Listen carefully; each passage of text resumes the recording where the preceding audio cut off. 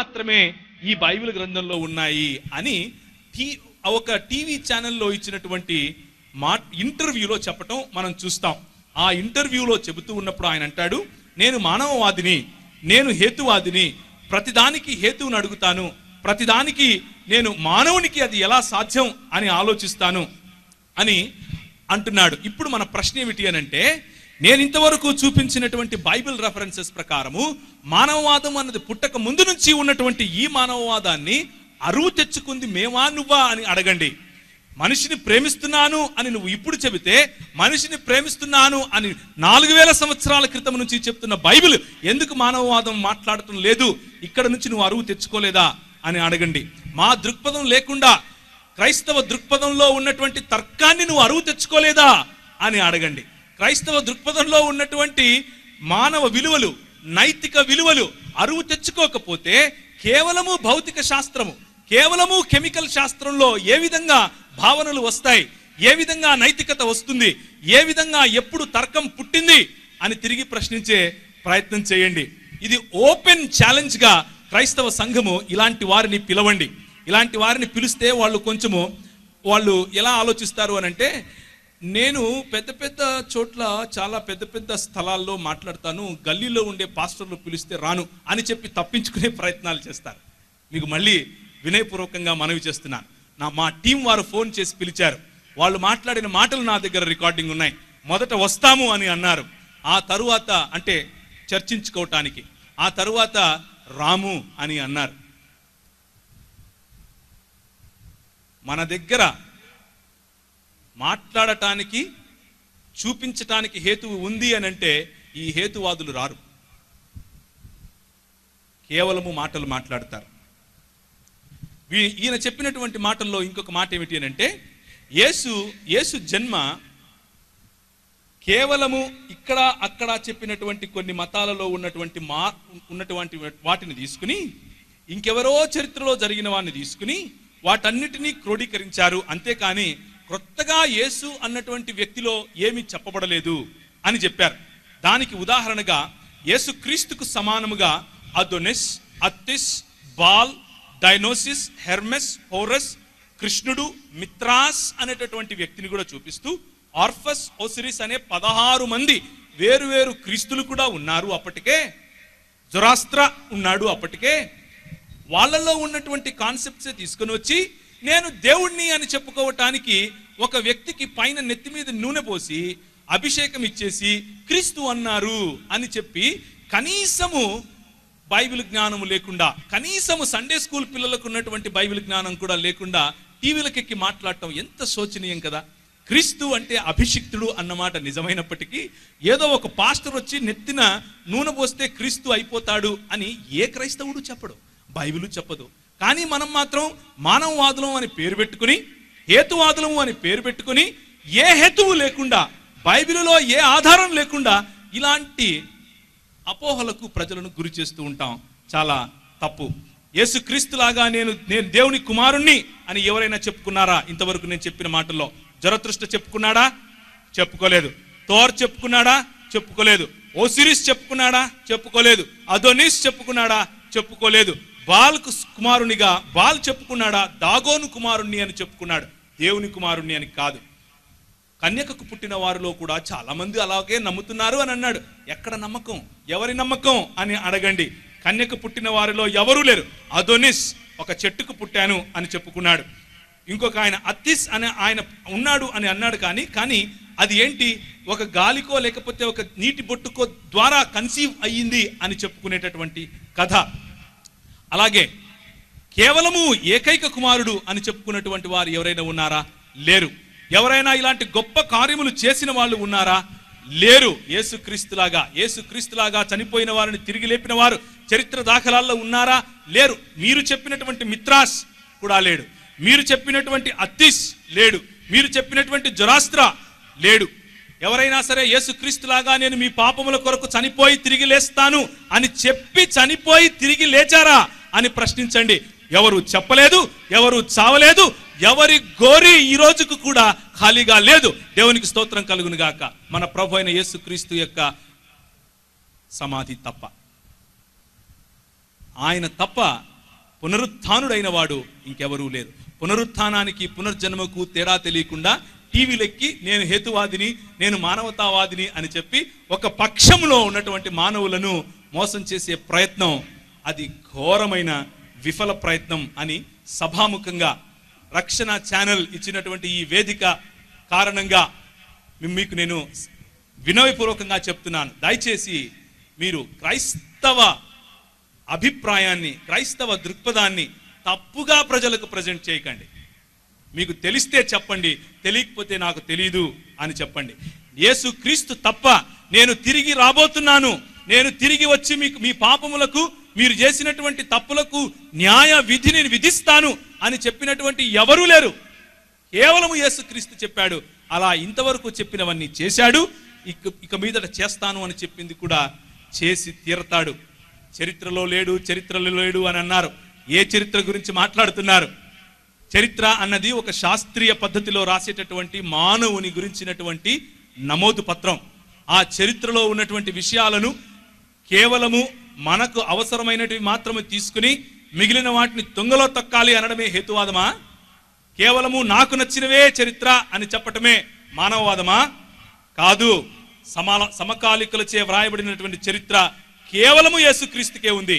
ఆయన కంటే ముందు వచ్చినటువంటి బుద్ధుడు, మన దేశంలోనే పుట్టాడు అని చెప్పుకునే బుద్ధుడు, ఆయన చనిపోయిన తర్వాత క్రీస్తు శకం 2వ శతాబ్దములో, అంటే క్రీస్తు పూర్వం 3వ శతాబ్దంలో బుద్ధుడు వస్తే, క్రీస్తు శకం 2వ శతాబ్దం అంటే 500 సంవత్సరాల తర్వాత ఆయనను గురించినటువంటి బయోగ్రఫీ, అంటే స్వయం జీవన చరిత్ర రాశారు. 500 సంవత్సరాల తర్వాత మొహమ్మద్ గారు పుట్టిన 150 సంవత్సరాలకు పైగా ఉన్న సమయంలో ఇబ్నే ఇషాక్ అనేటటువంటి ఒక వ్యక్తి రాస్తే, ఇబ్నే హిషాం దాన్ని దాదాపు 175 సంవత్సరాల తర్వాత పుస్తక రూపంలో బయటకు తీసుకుని వచ్చాడు. బుద్ధుడికి లేదు చరిత్ర మీ ప్రకారంగా, మొహమ్మద్ గారికి లేదు చరిత్ర మీ ప్రకారంగా. కానీ మా ప్రభు అయిన యేసు క్రీస్తు వారు ఆయన పుట్టి ఆయన చనిపోయి తిరిగి లేచిన 30 సంవత్సరాలకే అన్ని గాస్పెల్స్, మత్తయి, మార్కు, లూకా, యోహాను సువార్తలు మన చేతిలో ఉన్నాయి. అన్నిటికంటే ముందుగా కొరింథీయులకు రాసినటువంటి పత్రిక మన చేతిలో ఉంది. కేవలం 15 సంవత్సరాలకే ఆయన మరణ పునరుత్థానాలకు కొరింథీ పత్రిక మన చేతిలో ఉన్నట్లుగా మనకు దాఖలాలు ఉన్నాయి. 64వ క్రీస్తు శకం 64వ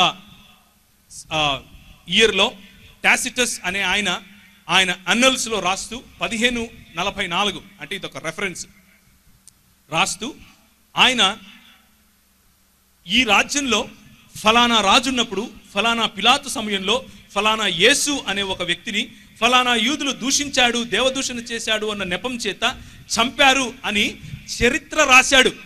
అంటే అప్పటికింకా చూసినటువంటి ఐ విట్నెసెస్ బ్రతికి ఉన్న సమయంలో రాశాడు. బుద్ధునికి రాశాడా? రాయలేదు. మొహమ్మద్ గారికి రాశారా? రాయలేదు. నువ్వు వాడుతున్నటువంటి హేతువాదానికి సంబంధించిన తర్కశాస్త్రాన్ని రాసినటువంటి A is equal to A, A is not equal to non A, A is A and non A are not equal అని చెప్పిన అరిస్టాటిల్ బ్రతికి ఉన్నాడు అని చెప్పగలవా?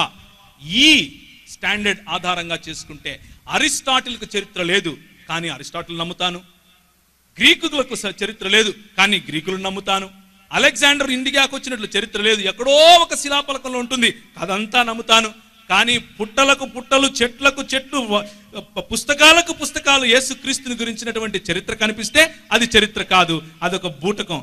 ఇదెక్కడి మానవతావాదం అండి? ఇదెక్కడి హేతువాదం? హేతు కేవలము నీకు నచ్చిన చోటే పెడతావా అని ప్రశ్నించండి. అది యేసుక్రీస్తు మనకు నేర్పినటువంటి పద్ధతి. ప్లైనీ ద యంగ్ 112వ సంవత్సరం, అలాగే జోసెఫస్ యాంటిక్విటీస్ అనేటటువంటి పుస్తకంలో ఒక యూద, అంటే క్రైస్తవేతరులు, వీళ్ళందరూ క్రైస్తవులు కాదు, క్రైస్తవేతర చరిత్రకారులు రాసినటువంటి చరిత్ర ఇది. యేసుక్రీస్తు మరణ పునరుత్థానాలకు 50 సంవత్సరాల లోపే రాసినటువంటి చరిత్ర ఇది. మహాత్మా గాంధీ గారు చనిపోయిన దాదాపు 15-20 సంవత్సరాలకంతా మహాత్మా గాంధీ గారి గురించినటువంటి బయోగ్రఫీస్ వచ్చాయి. ఆయన చనిపోకముందే ఆయన ఆటోబయోగ్రఫీ కూడా రాసుకున్నారు తన జీవితం గురించి. దాన్ని ముద్ర వేయటానికి 15-20 సంవత్సరాలు పట్టింది. అంటే ఆ 15-20 సంవత్సరాలలోనే మొత్తం కథలన్నీ బిల్డ్ అయిపోతాయా అని ప్రశ్నిస్తే, ఆ రోజుకున్నటువంటి టీవీలు క్షమించండి దినపత్రికలన్నీ చూసి మహాత్మా గాంధీ గారి జీవితంలో ఉన్నటువంటి నిజమేంటి అబద్ధమేంటి చెప్పగల ఈ మోడర్న్ జీవితంలో అప్పటికి 2000 సంవత్సరాల క్రితము యేసుక్రీస్తు జీవితంలో అదే జరిగింది. కానీ పిలాతుకు లేదు ఆ చరిత్ర, కానీ అరిస్టాటిల్కి లేదు ఆ చరిత్ర, కానీ గ్రీకు చక్రవర్తి అయినటువంటి అలెగ్జాండర్కు లేదు ఆ చరిత్ర. యేసుక్రీస్తుకు చరిత్ర ఉంది. యేసుక్రీస్తుకు చరిత్ర లేదు అని చెప్పే మీకు చరిత్ర ఉందో లేదో నాకు తెలియదు, కానీ యేసుక్రీస్తుకు చరిత్ర ఉంది. మార్కు సువార్త 45 క్రీస్తు శకంలో రాశారు. లూకా సువార్త 50 క్రీస్తు శకంలో రాశారు. పౌలు రాసినటువంటి మాటలు 53లో రాశారు. లూకా రాసినటువంటి అపోస్తుల కార్యములు 57లో రాశారు. అంటే క్రీస్తు శకం 57లో. యేసుక్రీస్తు తమ్ముడైనటువంటి యాకోబు మరియు పేతురు పౌలులు 61 వరకు రాసినటువంటి పత్రికలు. ఆ తర్వాత యెరూషలేం పట్టబడటం 67లో జరిగితే అక్కడ ఉన్నటువంటి దేవాలయము 70లో అది సమసిపోయింది, లేకపోతే అక్కడ దాన్ని కూలగొట్టారు. ఇదంతా చరిత్ర ఈ రోజుకు అలాగే ఉంది. కానీ మనం మాత్రం టీవీలకి ఏం చెప్తాం? యేసుక్రీస్తు చరిత్ర పురుషుడే కాదు, ఎంతో మంది యేసులు ఉన్నారు, ఏ యేసు గురించి మీరు మాట్లాడుతున్నారు అని అంటారు. ఎంతో మంది ప్రవీణ్లు ఉన్నారు, ఏ ప్రవీణ్ గురించి మాట్లాడుతున్నారు అని అంటే, నాకొక ఆధార్ కార్డు ఉంది, నాకొక తండ్రి పేరుంది, నాకొక ఊరి పేరుంది, నాకొక అడ్రస్ ఉంది, అందుకనే బైబిల్లో ఉన్నటువంటి యేసు ద జీసస్ ఆఫ్ నజరత్ అని పిలిచారు. నజరేయుడైన యేసు బార్ యూసుఫ్ అని పిలిచారు, లేకపోతే బార్ యోసెఫ్ అని పిలిచారు. అంటే యోసెఫ్ కుమారుడైనటువంటి యేసు అని పిలిచారు. చరిత్రకారులు, నువ్వు నేను కాదు. తాల్ముడ్ గ్రంథాలు చెబుతున్నాయి. అది ఎప్పుడు? క్రీస్తు శకము 100 లోపల ఉన్నటువంటి తాల్ముడ్ గ్రంథాలన్నిటిలోనూ యేసు ప్రభువును గురించినటువంటి మాటలు మనకు కనిపిస్తాయి. సెనోటియస్ అనేటటువంటి చరిత్రకారుడు రాస్తాడు. ఇలా చూసుకుంటూ పోతే ప్రపంచములో ఆయన సమకాలీకులు ఆయన గురించి రాసినటువంటి చరిత్రను ఒక పక్క పెడితే, ఈ రోజు ఉన్నటువంటి మీ ఇష్టం వచ్చినటువంటి పాతగా ఏన్షియంట్ హిస్టోరియన్స్ రాసినటువంటి ఏ వ్యక్తినైనా తీసుకోండి, అది అరిస్టాటిల్ దగ్గర నుంచి మొహమ్మద్ గారి వరకు ఎవరైనా తీసుకోండి. యేసుక్రీస్తు తరువాత వచ్చారు మొహమ్మద్ గారు 600 సంవత్సరాలకు. ఆయనకు కూడా తన కాంటెంపరీస్ అంటే సమకాలికులు ఏనాడు ఎలాంటి చరిత్ర ఈయనకు రాసినంతగా లేదు. అది యేసుక్రీస్తు యొక్క చరిత్ర. యేసుక్రీస్తు చరిత్రలో చరిత్ర పురుషుడు అని చెప్పటానికి అది చాలు. వీళ్ళు ఇంకెంత అబద్ధాలు చెప్పే ప్రయత్నం చేస్తారు అంటే టీవీ ఎక్కి, అసలు నజరేతు అనే గ్రామమే లేదు, అసలు నజరేతు అనే గ్రామం లేనే లేదని ఆర్కియాలజీ డిపార్ట్మెంట్ వాళ్ళు చెప్తున్నారు. ఏ ఆర్కియాలజీ డిపార్ట్మెంట్ వాళ్ళు చెప్పారు? ఈ రోజుకు కూడా బైజాంటిన్ పీరియడ్ సమయం నుంచి ఉన్నటువంటి ఆ ప్రాంతంలో నజరేతు అన్న గ్రామం ఉంది అని ఆర్కియాలజికల్ ఎవిడెన్సెస్ ఈ రోజుకు కూడా మన చేతిలో ఉన్నాయి. ఇక్కడ కూర్చున్న వాళ్ళలో ఎవరైనా యెరూషలేముకు వెళ్ళి ఉంటే, మీరు నజరేతు చూడలేదా అని అడుగుతున్నాను, చూశారు అని చెప్తారు. అక్కడ ఉన్నటువంటి సమాధి ఖాళీగా ఉందా లేదా అని అడిగితే ఉంది అని చెప్తారు. ఇప్పుడు ఆర్కియాలజీ డిపార్ట్మెంట్ వాళ్ళు ఏం చేస్తున్నారు అని అంటే, యేసుక్రీస్తు పుట్టిన ఇల్లు, యేసుక్రీస్తు పెరిగిన ఇల్లు కూడా కనుగొనే ప్రయత్నంలో ఉన్నారు. అంత దగ్గరగా యేసుక్రీస్తు యొక్క చరిత్ర మనకు కళ్ళకు కట్టినట్లుగా ఇప్పుడున్నటువంటి టెక్నాలజీని ఆధారం చేసుకుని హేతువు అడిగిన ప్రతి వాడికి సమాధానం చెప్పాలి అని ప్రయత్నం చేస్తూ ఉంటే, హేతువాదిని అని చెప్పుకుంటూ, మానవవాదిని అని చెప్పుకుంటూ, ఏ హేతువు లేకుండా యేసుక్రీస్తు యొక్క చరిత్రను కళ్ళు మూసుకొని యేసుక్రీస్తు అన్నవాడు చరిత్రలోనే లేడు అని చెబితే ఇంతకంటే బుద్ధి లేనితనం ఇంకేది ఉండదు. ఎందుకు అనంటే, ఆ చెప్పిన వాడికి చరిత్ర లేకుండా పోతుంది. కొన్ని రోజుల తర్వాత ఎవడు గుర్తుపెట్టుకోడు, యేసుక్రీస్తు కలకాలం గుర్తుపెట్టుకుంటారు. ఎందుకు అనంటే ఆయన చరిత్ర పురుషుడు కాబట్టి. ఇంతకు హేతువు సత్యస్థాపనకు పెట్టుకోవాలా, లేక సత్యాన్ని కప్పటానికి పెట్టుకోవాలా? సత్యస్థాపనకు హేతువు వాడాలి, సత్యాన్ని కప్పి పెట్టడానికి కాదు. ఈనాడు అందుబాటులో ఉన్న చరిత్రతో పోలిస్తే యేసుక్రీస్తుకున్నటువంటి చరిత్ర కొండ, మిగిలిన వారికి ఉన్నటువంటి చరిత్రతో పోలిస్తే యేసుక్రీస్తుకున్నటువంటి చరిత్ర కొండతో సమానం. కాబట్టి దాని దగ్గరికి కూడా రావడం కష్టమే.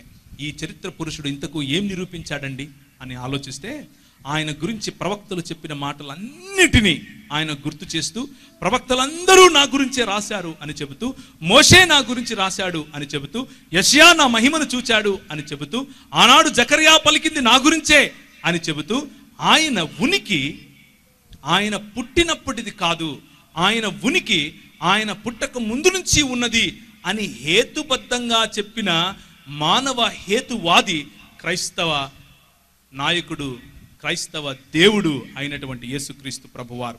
తన ఉనికి ముందు నుండే ఉందని చెప్పాడు. తన ఉనికి కేవలము మరియ గర్భాన పుట్టినప్పుడుదే కాదు, కానీ తన ఉనికి పురాతన కాలము నుండి శాశ్వత కాలము తన ప్రత్యక్షతను చూపించే ఉనికి అని చెప్పాడు. ఆయన చెప్పినప్పుడు ఆయన ఇచ్చినటువంటి ఆ ప్రవచనాల యొక్క నెరవేర్పును ద సన్ ఆఫ్ గాడ్ అని అన్నాడు. నేను దేవుని కుమారుని అన్నాడు. నేను మనుష్య కుమారుణ్ణి అన్నాడు దానియేలు చెప్పినట్లుగా. నేను నిత్య జీవాన్ని ఇచ్చేవాణ్ణి అని అన్నాడు కేవలం యెహోవా చెప్పినట్లుగా. నేను నేను తండ్రితో ఏకమై ఉన్నాను అని చెప్పి తన్ను తాను దేవునిగా ఆయన చూపించుకున్నాడు. నేను పాపమును క్షమించువాడిని అని తన్ను తాను దేవత్వం చాటుకున్నాడు. నేను జీవమునిచ్చేవాడిని అని అన్నాడు. నేను మంచి కాపరిని అని కేవలము దేవుడు చెప్పే మాటలు ఆయన చెప్పాడు. నేను ఐఎమ్ ద గ్రేట్ ఐఎమ్ అని కేవలము నిర్గమాకాండములో యెహోవా దేవుడు చెప్పినటువంటి మాటలను యేసుక్రీస్తు ఉటంకించాడు. నేను పరిశుద్ధాత్మలోను అగ్నిలోను బాప్తిసమిచ్చువాడిని అని తన్ను తాను దేవునిగా పలుకుకున్నాడు. నేను రక్షించువాడను అని ఒక పక్క చెబితే, అదే దేవుడు అంటున్నాడు పాత నిబంధన గ్రంథంలో రక్షించువాడు యెహోవా మాత్రమే అని చెప్పినప్పుడు యేసు తన్ను తాను యెహోవాకు సమానుడిగా చేసుకుని చెబుతున్నాడు. ఈ చరిత్ర పురుషుడు ఏం నిరూపిస్తున్నాడు అని అంటే, నేను పురాతన కాలం నుంచి మాట్లాడుతూనే వస్తున్నాను. నేను ఇదిగో ఇప్పుడు నా సృష్టిలోనికి ప్రవేశించాను. నా దేవత్వమును చాటుకోవటానికి, నా మానవత్వమును నీకు చూపించటానికి దైవ మానవునిగా ఈ భూమి మీదకి వచ్చాను. నా దైవత్వమును నువ్వు చూడగలిగేంత వరకు తగ్గించుకుని నీ దగ్గరికి వచ్చాను అని చెప్పాడు. ఈ దైవ మానవుడు నిరూపించినది ఏమిటి అనంటే, పునరుత్థానమును జీవమును నేనే అని చెప్పాడు. మోషే నన్ను గుర్చే మాట్లాడాడు అని 5వ అధ్యాయం యోహాను సువార్త 46వ వచనంలో మాట్లాడాడు. అబ్రహాము కంటే ముందున్న వాడిని అని అంటూ బైబిల్ గ్రంథములో ఉన్న అబ్రహామును ధృవీకరించాడు, చరిత్రను ధృవీకరించాడు. నీళ్ళిచ్చిన బండను నేను అని చెప్పుకుంటూ ఆనాడు ఇశ్రాయేలీలు ప్రయాణించినటువంటి ఆ ప్రయాణాన్ని ధృవీకరిస్తూ చరిత్రను ధృవీకరించాడు. అలాగే సృష్టించిన దేవుణ్ణి నేను అని చెప్పుకున్నాడు. ఇదిగో నాకు సర్వాధికారం ఇవ్వబడింది, నీకు అధికారం ఇస్తున్నాను అని అంటాడు. సమాజ స్థాపన కోసం ఇహపరాల్లో దేవుని యొక్క సన్నిధిని నీకు కావాలి అని అంటే దానికోసమే నేను వచ్చాను అని చెప్పాడు. వస్తాను అని కూడా చెప్తున్నాడు. చూస్తారు, నన్ను పొడిచిన వాళ్ళు కూడా చూస్తారు అని చెప్పాడు. హేతువాదం మానవవాదం అనే పేరుతో నన్ను పొడుస్తున్నావు కదా, నువ్వు చూస్తావు అని చెప్తాడు. ఆలోచించండి, హేతుశాస్త్రాన్ని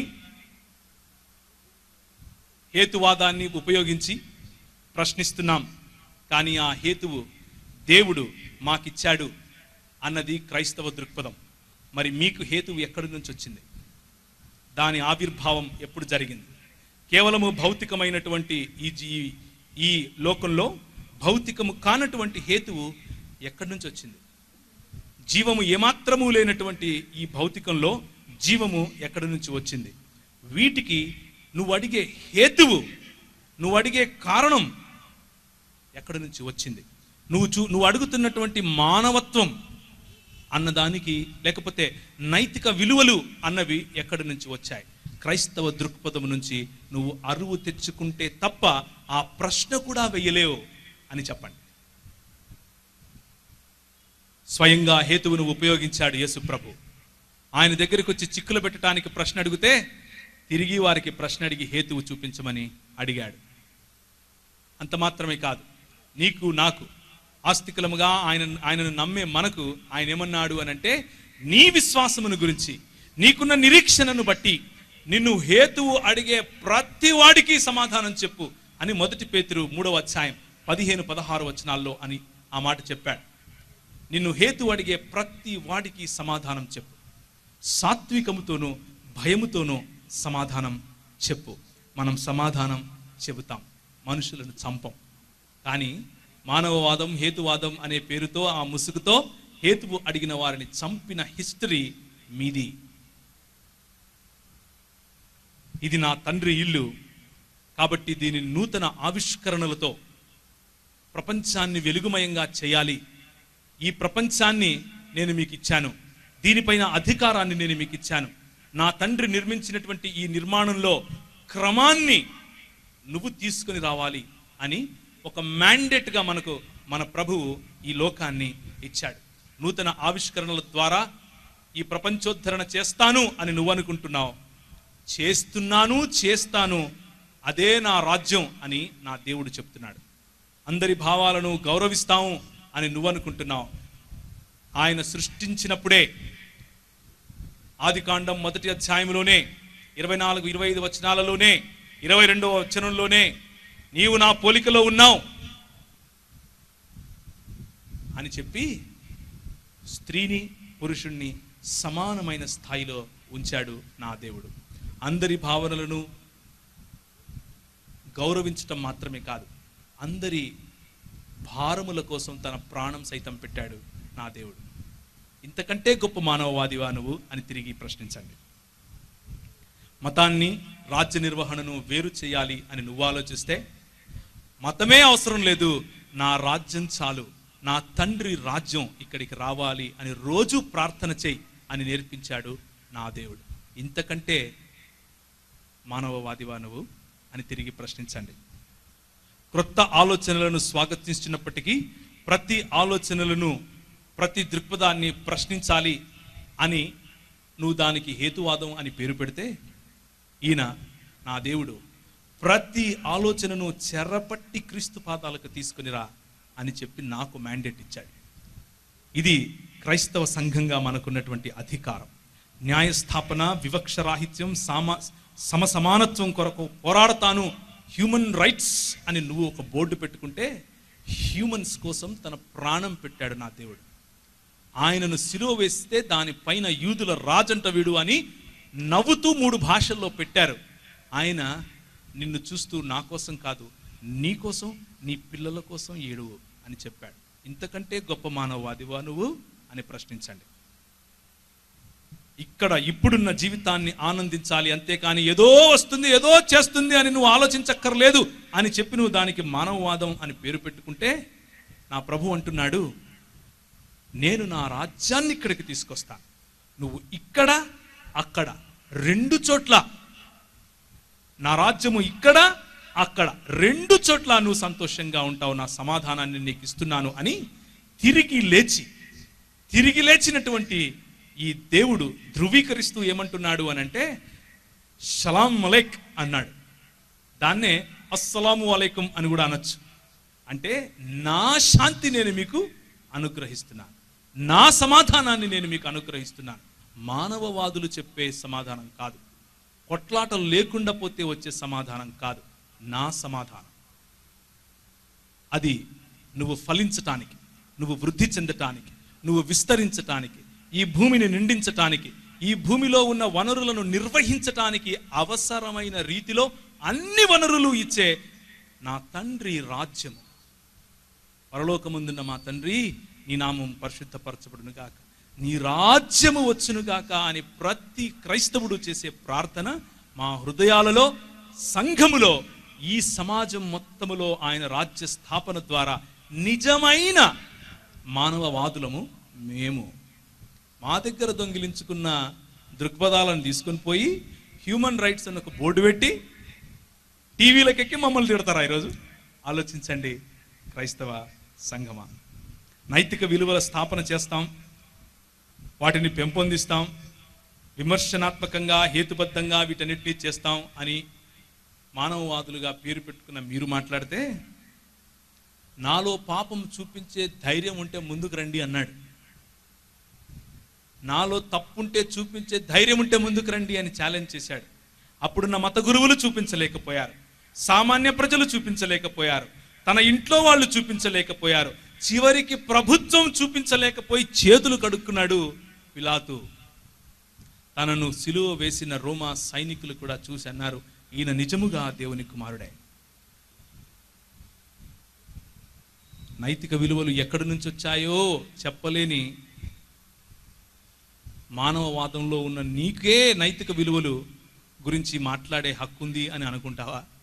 నా దేవుడు నిలబడి నాలో నైతికత లేదని చూపించే ధైర్యం మీలో ఉంటే రండి అని పిలిచి ఛాలెంజ్ చేశాడు. ఆ దేవుణ్ణి అనుసరించే మనం నిజమైన నైతిక విలువలను పెంపొందించే మానవవాదులం అని తిరిగి చెప్పండి. నిరాశ కాకుండా ఆశావాదులముగా ఉంటాం. మతం కాదు అని చెప్పుకునే వాళ్ళు మనకు ప్రభువు ఇచ్చిన నిరీక్షణ, మనకు ప్రభువు ఇచ్చిన పాజిటివ్ యాటిట్యూడ్ తెలియక మాట్లాడుతున్నారు. ఇక్కడ నుంచి దొంగిలించాము అని కూడా తెలియక మాట్లాడుతున్నారు. ఎందుకు అనంటే ఈ భూమిలో ఉన్నప్పుడు నీకు సుభిక్షత ఉంటుంది, రాబోయే నా లోకం పరలోకంలో కూడా నీకు సుభిక్షత ఉంటుంది. నాతో కలిసి సమాజాన్ని స్థాపించటం మాత్రమే కాదు, దానిని పరిపాలించే అధికారము ప్రభు మనకిస్తాడు. అందరికీ సమానమైనటువంటి అధికారాన్ని, అందరికీ సమానమైనటువంటి స్థాయిని, అందరికీ ఆయన సన్నిధిని ఇచ్చే ప్రభువు మనకున్నాడు. ఇది నిజమైన మానవవాదం. ఇప్పుడు ఒకసారి అది చూడండి. దేవుడు ఉన్నాడా? నాస్తికులు అడిగితే చెప్పండి. నాస్తిక మానవ హేతువాదం అంటున్నావు, ఉన్నాడు కాబట్టే నువ్వు ఆ ప్రశ్నేశావు అని చెప్పండి. ఆయన ఉన్నాడు కాబట్టే నువ్వు ఆ ప్రశ్నేశావు. ఎందుకు అనంటే నీ ముందు కనిపిస్తున్నటువంటి ఈ వైబ్రెంట్, ఈ లివింగ్, జీవించి ఉన్నటువంటి ఈ దేవుని సంఘము నిన్ను ఆ ప్రశ్న అడిగేందుకు ఒత్తిడి చేస్తూ ఉంది. సమసమాజ స్థాపనలో మేమిచ్చిన విద్య, సమసమాజ స్థాపనలో మేమిచ్చిన ఆత్మగౌరవం, సమసమాజ స్థాపనలో ప్రభు స్ఫూర్తిగా మేమిచ్చినటువంటి ఫర్గివ్నెస్ కారణంగా ఈరోజు హ్యూమన్ రైట్స్ కమిషన్ అంతర్జాతీయంగా ఉంది అంటే దానికి కారణం క్రైస్తవ దృక్పథం అని మర్చిపోకండి.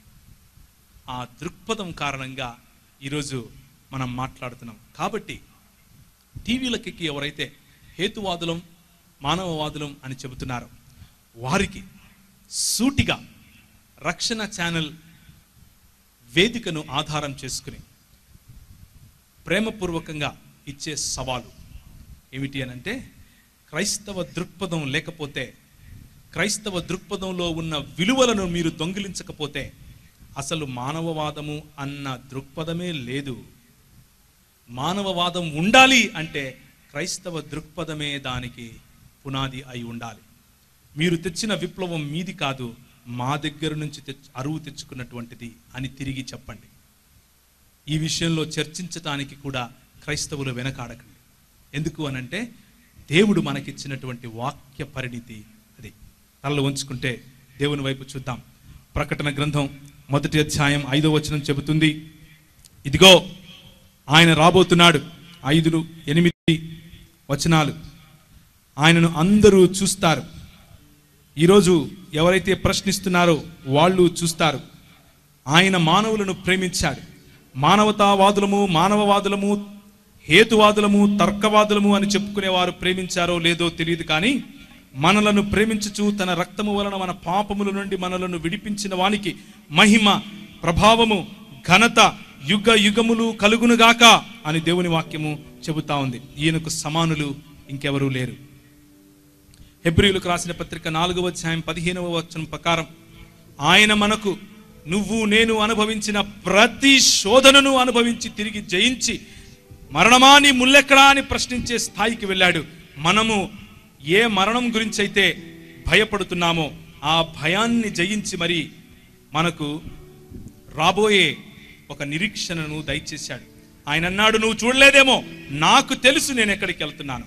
ఈరోజు నువ్వు తలలు వంచుకుని ఆలోచిస్తే హేతువాదులు నిన్ను అడిగే ప్రశ్నకు, మానవవాదులు నిన్ను అడిగే ప్రశ్నకు సమాధానం ఇదిగో ఈ మానవుడు అనబడే దేవుడు, ఇదిగో ఈ దైవ మానవుడు, ఇదిగో ఈ చరిత్ర పురుషుడు, ఎవరైతే ఇంతమంది గొప్ప సైంటిస్టులను సైతం ప్రోత్సహిస్తూ వస్తున్నాడో, ప్రేరేపిస్తూ వస్తున్నాడో, తన భావజాలం చేత ఈ ప్రపంచంలో తన తండ్రి రాజ్యాన్ని స్థాపిస్తున్నాడో ఆ దేవుడు నీ హృదయాన్ని తట్టి పిలుస్తున్నాడు. కళ్ళబొల్లి మాటలకు లొంగిపోకు. సమానులెవరు ప్రభో, నీ సమానులెవరు ప్రభో, సమానులెవరు ప్రభో,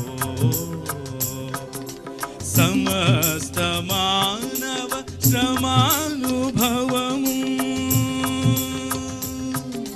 సమస్త మానవ శ్రమానుభవము సహించి వహించి ప్రేమించగల నీ సమానులెవరు ప్రభో సమానులెవరు ప్రభో సమానులెవరు ప్రభో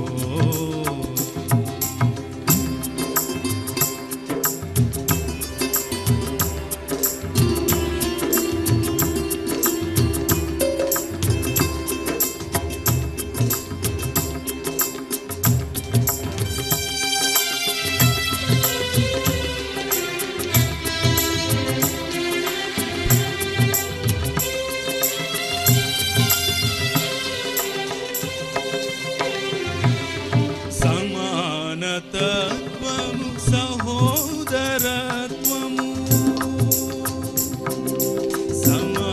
సమానతత్వము సహోదరత్వము సమంజసముగాను మాకు తెలుపని సమంజసముగాను